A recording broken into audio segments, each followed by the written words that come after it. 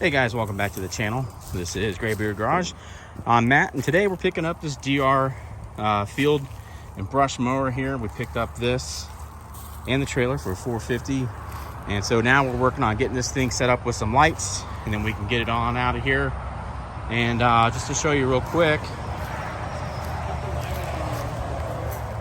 this DR had a wire meltdown, so we're going to look into getting a new harness for that, and that should hopefully get us going.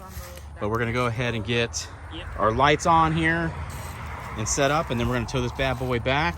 And I'm out here with my brother and my nephew today, and we're doing all this, so we'll update you as we do some work on this thing.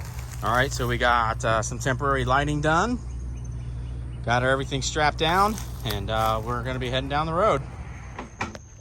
All right, well, we got her back all set up, ready to be worked on.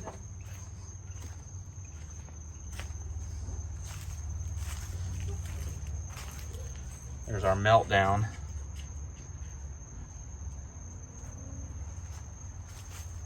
All right, guys, we'll update you as we get this thing going.